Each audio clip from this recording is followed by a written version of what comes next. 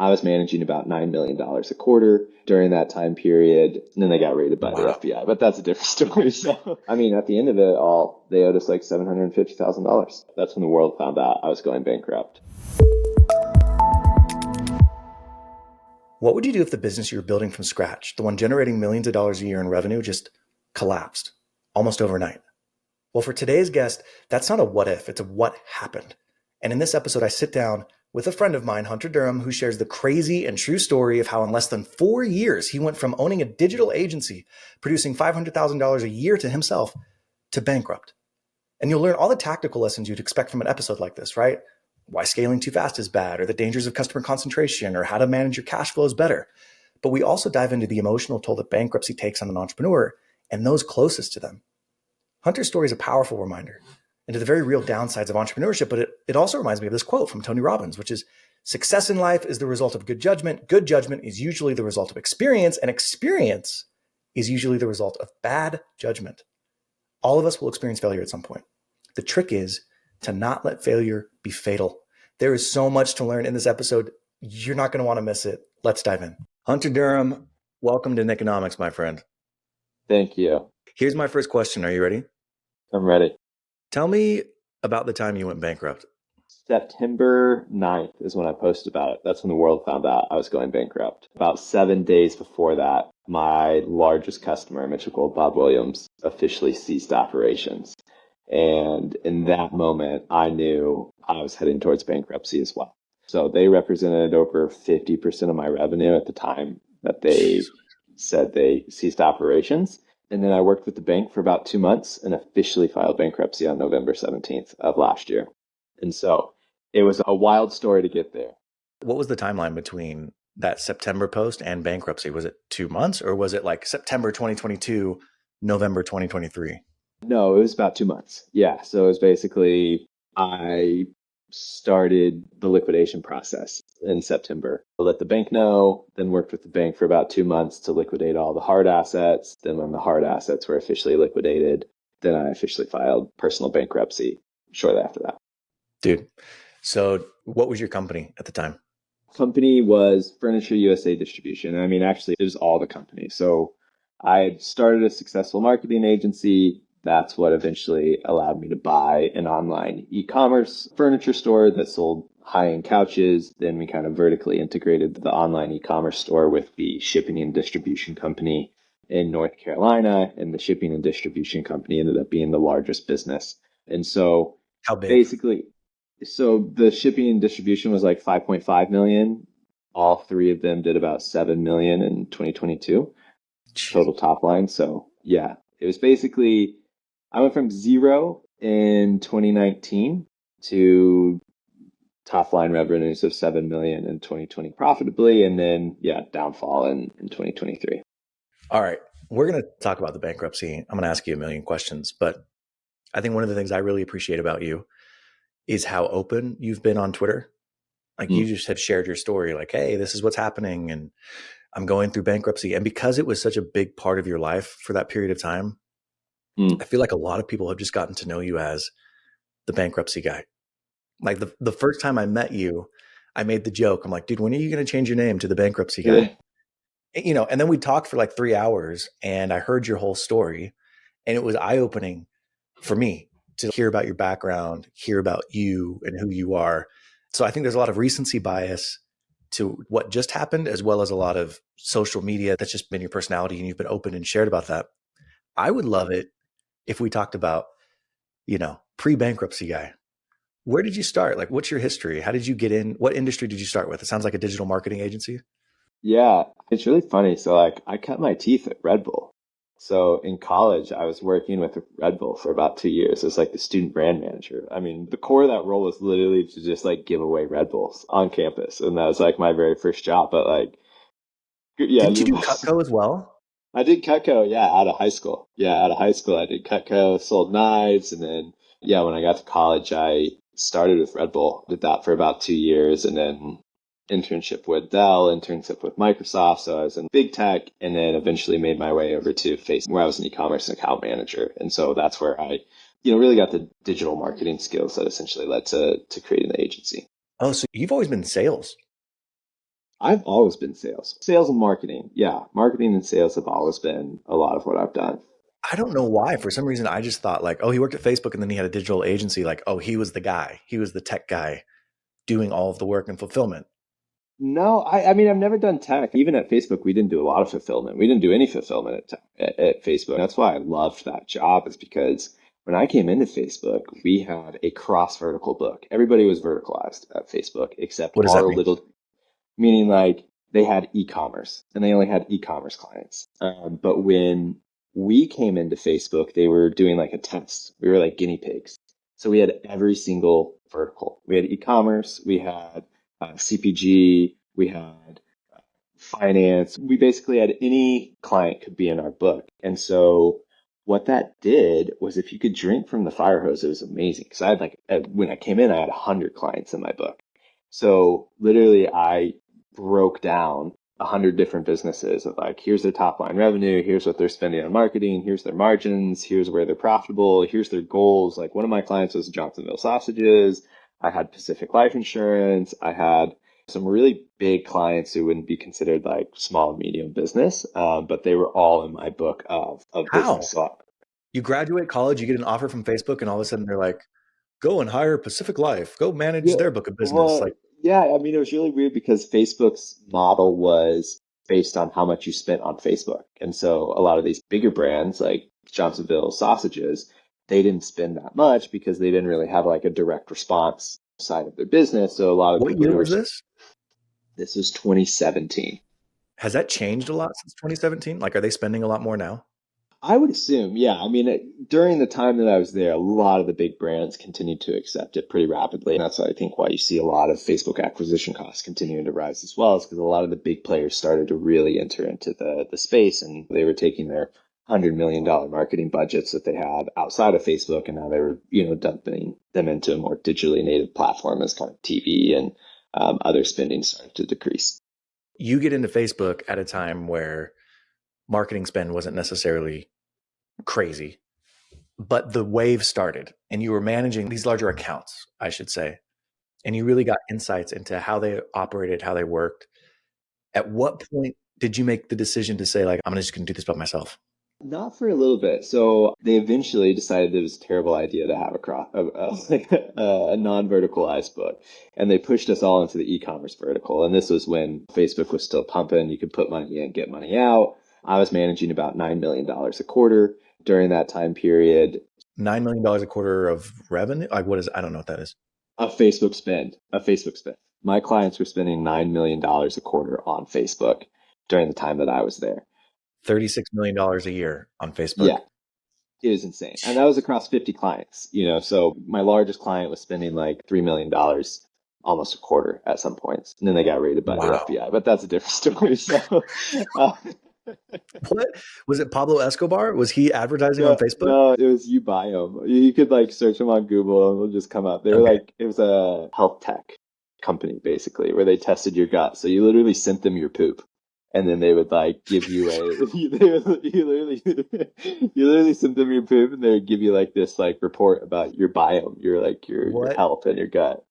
What a crappy business. I know. Uh, Yeah, it was a crappy business. And then they were like double billing people from like Chile and yeah, just they ended up getting raided by the FBI. okay. Yeah. So this is the Wild West. This is the Wild West days of Facebook marketing. You're managing this book when you first get in, $9 million a quarter. Yeah. When were you thinking, hey, I could do this? Yeah. It actually came down to like it really wasn't even, hey, I could do this on my own yet. It was I got promoted my first performance cycle review. And then I got like a greatly exceeds, which is like a 200% bonus. And then the next quarter, I exceeded my goals by $3 million. And I actually made less that quarter because of like Facebook's like ranking system. It was like, I got promoted.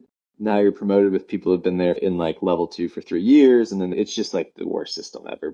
And so I ended up making less, even though I like smashed my goals. I was like, what am I doing with my life? Why am I working so hard? And getting paid less when I absolutely made more money for the business. And And where, so and where were you, by the way, living? in Austin, Texas. Okay. Yeah.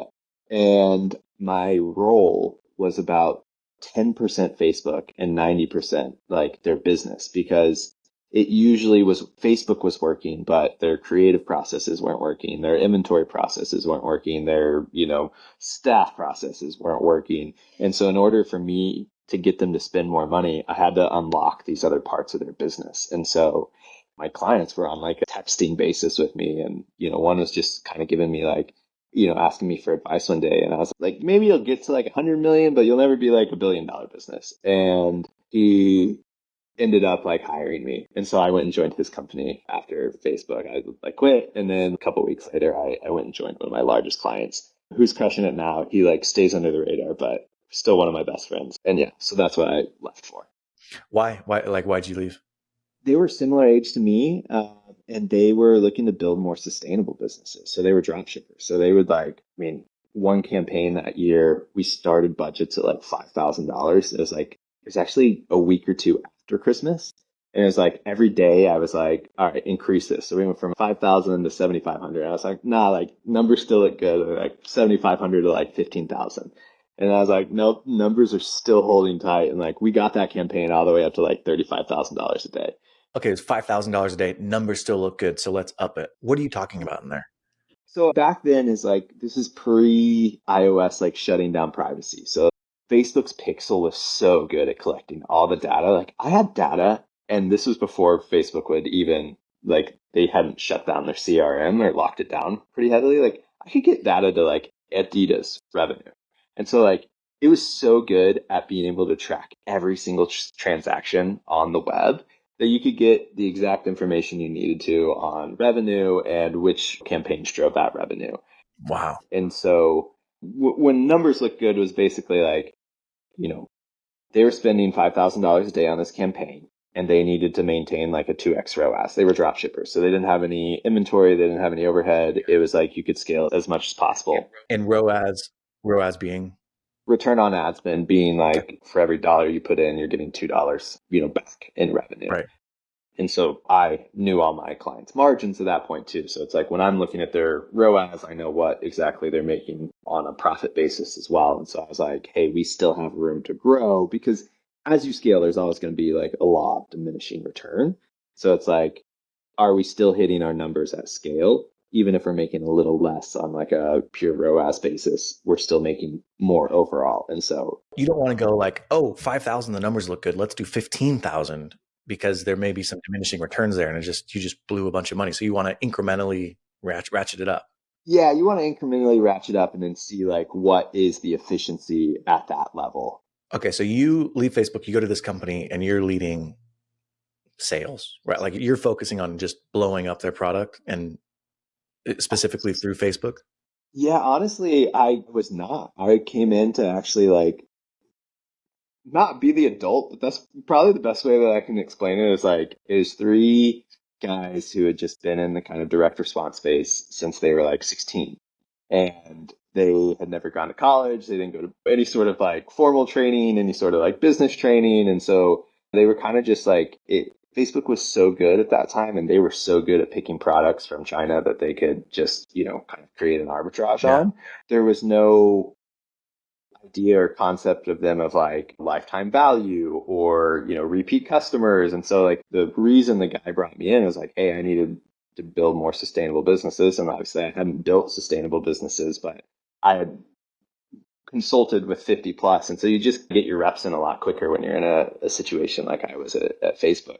And so that was ultimately why they had brought me in. And how long were you there? I was there only about 6 months. I had already been consulting with two other clients on the side that I also had from Facebook as well. And so that was the start of the agency. So that's when you first launched into entrepreneurship. What year was that? That was 2019. End of 2019 basically was when I officially went out on my own. When? When in 2019? November, almost exactly. Yeah. So November 2019, and then like 3 months later, COVID hits. Yeah, exactly. What was that like? Well, it's funny because I get fired, quit, whatever, you can kind of put it in.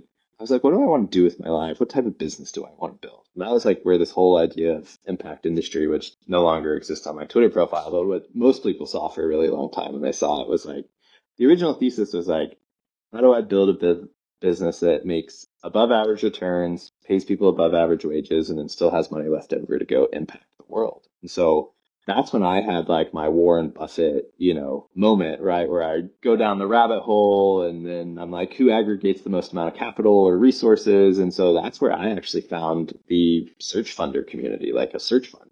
It was back in 2019. This is like pre it blowing up on Twitter. And Yeah. so I literally put everything in place to go after that. And then COVID hit. And it was like, at that point, it was still like in person service business. But COVID hit, e-commerce blew up for those first 6 months. And so my agency blew up as well. And so really, I just basically switched all my focus in the agency. And like the first 3 months of COVID were amazing for that. We grew from like, I was already pulling in like $10,000 a month. I had two like $5,000 retainers. And then we got to like $40,000 a month. I think by September, we landed our first Wow. like 4-figure contract, and then it just kept growing from there. So How large did the agency get? it got up to 750,000 top line revenue in basically 2022. That last What does bottom line performance look like on an agency like that? 60%. Like it was great. But, like it was great. Like I had two really good guys that were taking care of most of the fulfillment.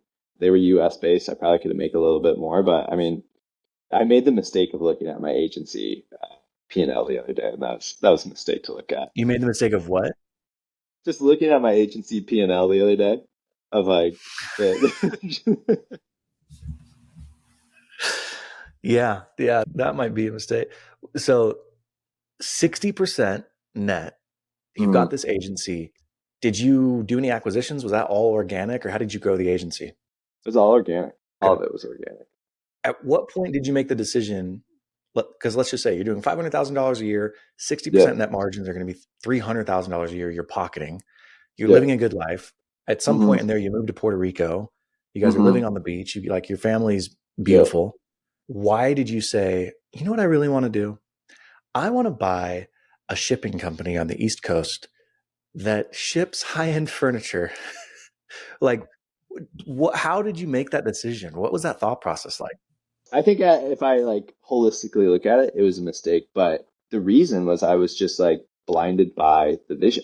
Like 2019, we're only like a year ahead when things start like really working out well. So it's like 2019 was, I viewed the agency as basically like, oh, this actually is what I needed to kind of achieve my original plan. And so I was honestly blinded by that vision, that I had only like 9 months before per se. But it's like, if I hadn't done that, the agency just blew up and I hadn't, already put in some of the pieces in place to go buy a business, I probably wouldn't have made that. And so then I bought the online e-commerce store. We went under contract that year in 2020, closed early 2021. We started shipping our furniture, realized we didn't have any control over the customer experience. This is like two people walking into your house. They're shaking your hand. And I was like, oh, we have no control over like the most important part of our customer experience process. And so then ended up going under contract with them at the end of 2021. And that turned into kind of two acquisitions at the same time. And then we closed that at the beginning of 2022. So it was like all super quick. And I mean, it was just like, yeah. Let me unpack that. All right. So 2019, November, you're like, I'm going into the agency. You launch the agency takes off. You start getting cash, but you had this thesis of like, I want to buy businesses. I want to buy and hold businesses. Now you've got the cash flowing asset to be able to buy these businesses. And it's similar. Andrew Wilkinson did this with Tiny. Warren Buffett, who you already mentioned here, did that, like Geico. And the float from Geico really served as an opportunity for them to go out and buy businesses. So it's not uncommon to have that cash cow that allows you to grow. So you first buy an e-commerce business. And what was that business? That was basically a custom couch seller. So I sold like high-end, like $5,000 custom couches. So you buy an e-commerce business doing custom couches. How big was it? It was doing, the purchase price was 1.2 million. So it was doing about 400,000 bottom line when we bought it. Okay. So you buy a profitable niche couch e-commerce company. Yep. And then you see, hey, the customer experience sucks. I'm going to own the distribution. I'm going to buy the company that's actually shipping these. and you Yep. close on not one, but two Mhm. shipping companies? Yeah. Why So two? we basically, our original guy was servicing like 36 states. And so I got him under contract, and that would be July or August of 2021. Um, and so he was doing all of our distribution for those 36 states. During the process of me having him under LOI, he signs this large customer. That eventually is the downfall. He signs Mitchell Gold Bob Williams, which is like $100 million plus like furniture company. Say their name again. I love it. Mitchell Gold Bob Williams. Mitchell Gold Bob Williams Yeah, is yeah. the most made up name I've ever heard. Like that should have been red flags numbers 1, 2, and Yes, 3. I mean it's two namesakes. It's two namesakes, No, I know. and so he gets them as a client, and they needed to increase the service level, but also they were going to pay double than like normal clients. So like on a pure margin basis, it made a lot of sense for him to acquire them as a customer. But in order to increase his service level, he got rid of almost 14 states. So he like almost kind of like halved the amount of coverage. He And consolidated. He he, consolidated to take on this client. exactly.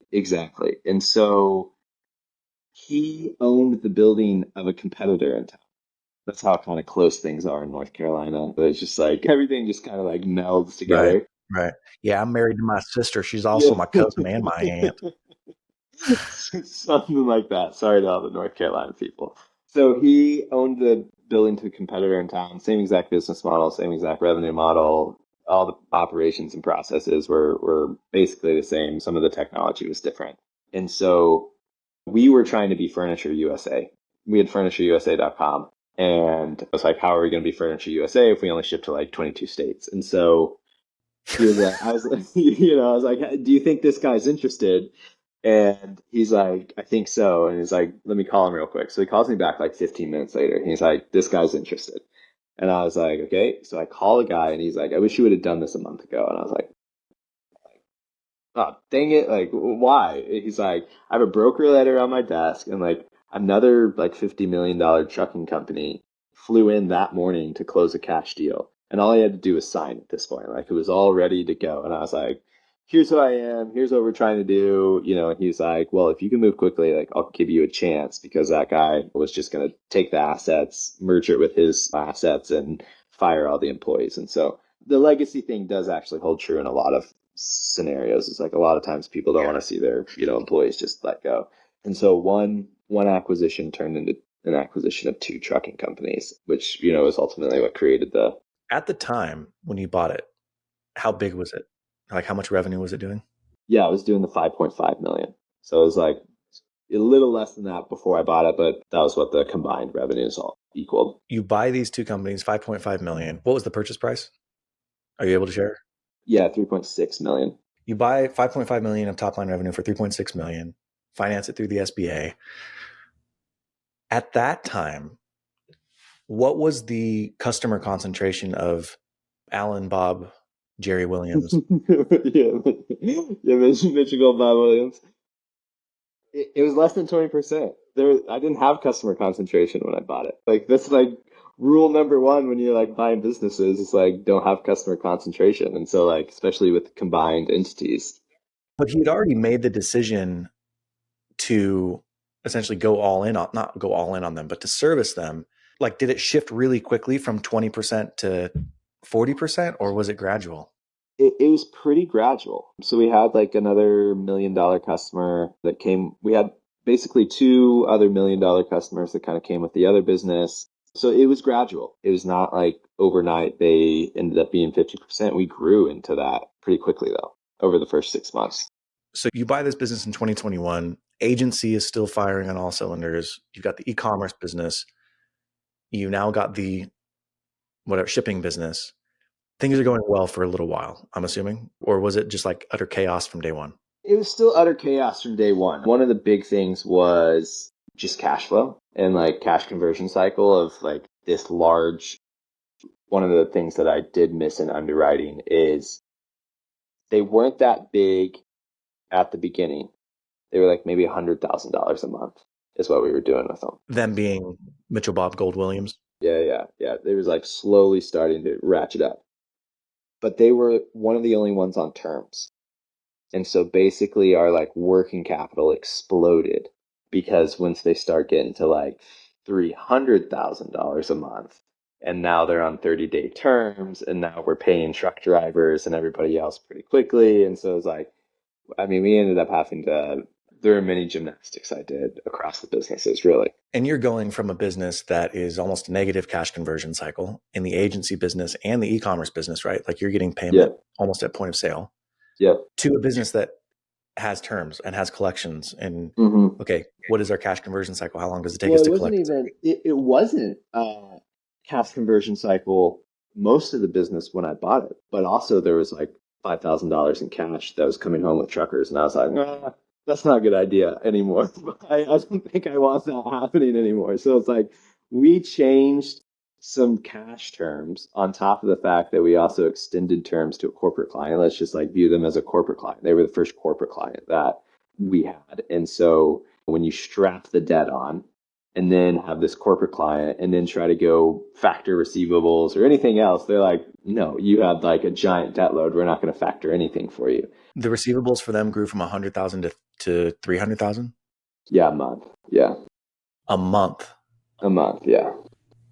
Oh my gosh. At what point did you realize it was a problem? Pretty quickly, like 3 or 4 months down the road. Like when they really started ramping up, is like 3 or 4 months down the road is when it really started to like hurt. Why at that point? Because again, you've got the agency that's printing cash. The e-commerce business was probably fine. Why not at that point say, yeah, I'm not doing this anymore. I can't float you guys. Sorry, I'll take the write-off. I actually took the different approach of like, let's go raise some more capital. Like we tried to raise capital, but this was like right when capital started to squeeze. This is like right when everything shut down in the VC markets. People were uncertain. Everything was like on the downhill of COVID. And I mean, honestly, it was just one of those things where it's like the buy and hold model. It's like your idea is not that you're just going to buy it and get rid of it in less than a year. It's like, how do you continue to grow it? That's like the upside. I'm saying, why not at some point say like, okay, Mitchell Gold, Bob Williams, we're done with you. Well, at that point now they're like, they're rapidly increasing in the size of like their customer concentration. And so then it's like, oh, do we cut off 30% of our business like that and downsize and fire the truck drivers? And they were rapidly increasing as we continue to bring them on board. And we continue to grow with them pretty quickly over that year. And so the size, we were doing 3 million with them at the end of it, but like their freight and logistics budget was like 10 million. And so it's like, it wasn't like they could have tripled our business alone, which wouldn't have been great. They would have been like 90% at that point. But there is, I think, this like feeling of its growth. It's our most profitable revenue because they're the most premium. So it means we can drive a larger margin on it. And so there's just a lot of things, a lot of good things to have them as a customer. And I think as like an entrepreneur, sometimes you're like, well, as long as it looks good on the P&L, like you can figure out the cash flow side of the equation. How large did their outstanding receivables grow to you? Oh, when they didn't pay for a couple of months, at the end of it all, they owed us like $750,000. $750,000. Yeah. That distraction lead to your agency falling into issues, or did the business dynamic change there as well? The agency was humming along. We signed a big public client, but with agency, there's just natural churn. It's just the name of the game. Your employees churn and your customers churn. And so if you haven't put in a really good sales cycle and process, which is margins get squeezed. Not everybody runs at 60% forever. And that's usually when you have to add HR and sales and all these other things. But usually when you're small, you can get close to that. But yeah, my focus had to fully shift over into furniture and dealing with my business partner getting sick and him not being there. And there's a lot of things that just I had cash flow coming in on the agency that took care of a lot of things, but it also was not receiving the sales attention of me going out and getting more clients and doing the things that needed to be a little bit more sustainable of the business. Yeah. Your agency is suffering now because you've got this massive debt that Mm-hmm. is never going to be paid back. They've just entered into bankruptcy. What for you were like the next steps as you realized, crap, I'm never going to get paid by John, Michael, Bob, Ralph? Yeah, I mean, it was actually really clear what the next steps were. At this point, they were so much of our business that, when that happens, it's like, okay, can you shrink the business and come out of this? And because of the debt, that answer was no. So there was a very clear path of like, okay, basically I have to unwind this. And what does unwind it look like? And so talked to my bank. That was first things first. Started getting bankruptcy counsel kind of involved, running through all of the options. What does that look like? And then, yeah. And then from there, it was just like, okay, now we've made that decision and it started going down that path. So I was talking to somebody about it the other day. It was one of those times as an entrepreneur where it was like, it was the only decision and you knew it was the right decision. You don't get a lot of those times as an entrepreneur when you know that like have 100% confidence in like a decision. Right. This was one time that I felt almost 100% that was the right decision. And it was oddly freeing at that moment. Really? Because it was like, the path was so clear. It was like, okay, I know I need to file bankruptcy. This was on a Saturday night. Sunday, I let go of the general manager. Basically, that was running the company day to day. Monday, I let go of the rest of the staff. And then the only person I kept on was the accountant. And then from there, just like the steps were pretty clear of like, okay, now I have to liquidate all the hard assets with the bank. That's why I delayed my personal bankruptcy a little bit, because once I filed bankruptcy, you can't talk to anybody really at that point. The court has to kind of decide everything. And so I waited about 2 months from September to November to basically go through the process of liquidating everything. Like, I have a ton of questions around bankruptcy, but I'm not going to ask them because I just find it fascinating. You know what I mean? Like, who do you notify? And have you ever seen The Office when Michael Scott declares bankruptcy? Yeah. Well, the answers are actually really easy because bankruptcy is one of the most like clearly defined legal processes. So in order to go through a legal process, you need a lawyer. And so that's where it's like your lawyer basically does everything else once you kind of declare bankruptcy. Okay. So, but moving on from that, when was that? When did you declare bankruptcy? So they ceased operations at the end of August, like the last day of August. And then I didn't officially declare 2023. Yeah. Okay. And then I didn't officially declare bankruptcy until November 17th. Walk me through the period of time after knowing that you have to declare bankruptcy and like figuring out what you were doing next, or even, I guess, knowing you need to declare bankruptcy and like before you even started thinking about what was next. Like, what were those months like? What were the conversations like with your wife, the investors? What was the temperature like? Like I said, it was oddly peaceful in a lot of ways, just because there was only one path. And so from the time that I knew to the time that we filed was about 3 months. And during those 3 months, it was really just like my daily conversations were with the bank. Hey, where are we at on the process? I'm finding a buyer basically for the real estate. It takes a long time for that transaction to go through because they have a bunch of layers of approvals that they have to go through as well. But outside of that, it was really more of a lot of soul searching. There's some things that I didn't end up going to get a job immediately because it actually wasn't advantageous to go actually get income, because bankruptcy is a snapshot in time. And so if you have income, there's a much different path that you take versus like no income, you file bankruptcy, you get liquidated. And then once you file bankruptcy, anything after the date of bankruptcy doesn't count in your bankruptcy. And so really it's most advantageous to start making money after you file bankruptcy because it's not technically part of your bankruptcy estate. And so there was this 2 months where I actually wasn't making any money and we were living off of some of the agency like deferred kind of payments, like basically AR that we had coming in from the agency had pushed that. to live off of. So at the time that you filed bankruptcy, you had to file bankruptcy for all your entities, including the agency?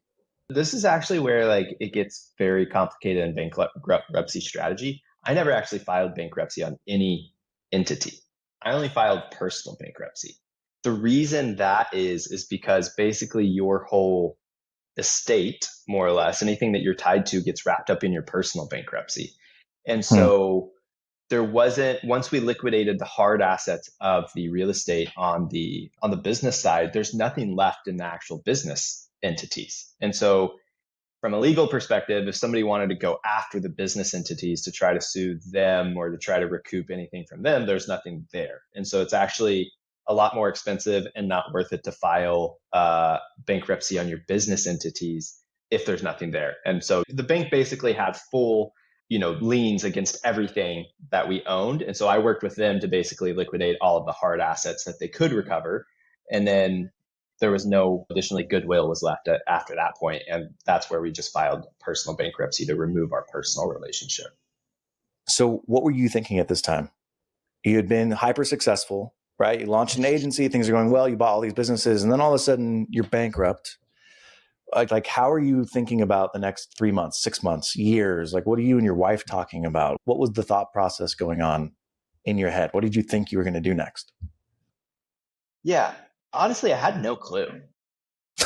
And I think that's the real answer is I didn't actually know what it was. But over that time, I had gained a lot of skills. I gained a rather large network, and I had a lot of people who believed in me and who trusted me. And so I wasn't necessarily worried. It was just like, how do I take all of those things and put it into whatever we do next? But I don't necessarily know that I had any idea. I think the main thing that I was trying to focus on is like, it was really easy for me to basically say, hey, my largest customer failed. And that was the reason we're in this situation, right? Like that could have been a good reason, but I was trying to like really distill like, okay, what were actually the learnings, throughout the past 3 years? Was it luck? Was it not luck? What did I actually do during those 3 times to get to where it was? And so there was just a lot of self-reflection, and I think just spending time with the family. The 3 months prior to that happening were some of the most chaotic months of my life of just like, how do we keep the business alive? We're negotiating, I'm negotiating with a $1 billion private equity firm and a McKinsey level CEO, and their bank's on the other side of that. And so it was like 3 months of chaos. Bankruptcy hits, and actually it's like the peace. That was like the peaceful moment when I realized that we had to file bankruptcy. And so really just took some time to decompress and figure out what was next. One of my favorite songs has a lyric that says the storm before the calm. So like not the calm before the storm, but the storm before the calm. Like, and that's totally true, man. Yeah. For you, as you were like doing that self-reflection, what were the learnings? Like what coming out of this, what do you feel like you can actually share with people that you learned and hopefully people don't have to go through, they can learn from your experience to avoid some of the pains you hit?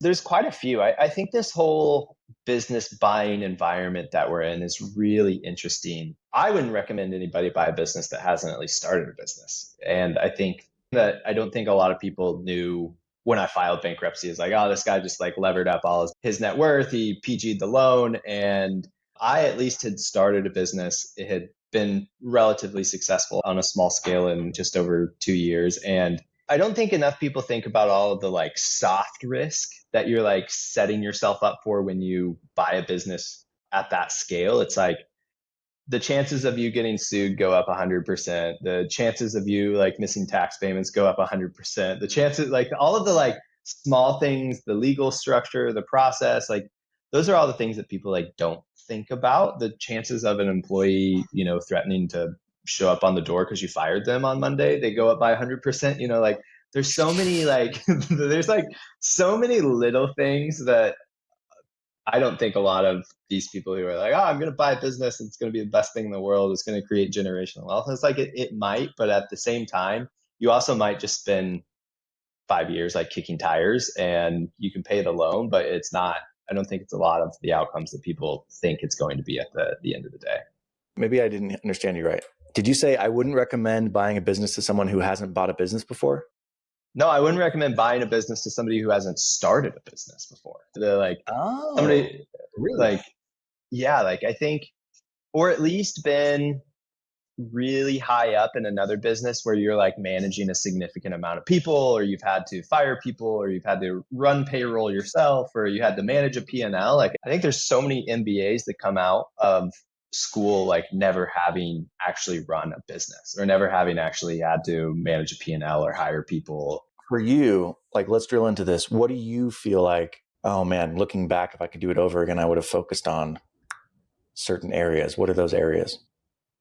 Yeah, I think a big thing is like, don't buy a business that is not in your core competence versus buy a, like, there's one of the mistakes I made is I bought the very first business I bought was all search engine optimization, which was not my core competency. And so I said, oh, I can actually take my core skill set of paid ads, add it on top of this business, and that's how the business is going to grow.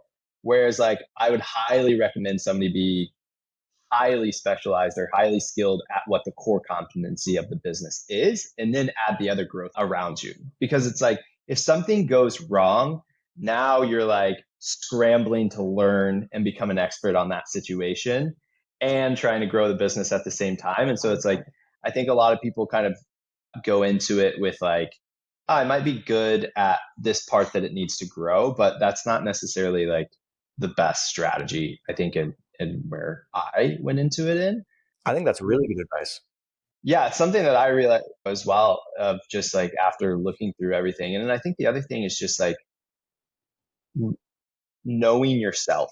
And I don't think a lot of us know ourselves that well when it comes to like making some of these big decisions. And for me, it was, where do I get most of my energy from? And that is like working with really competent individuals and having really like deep partnerships with people.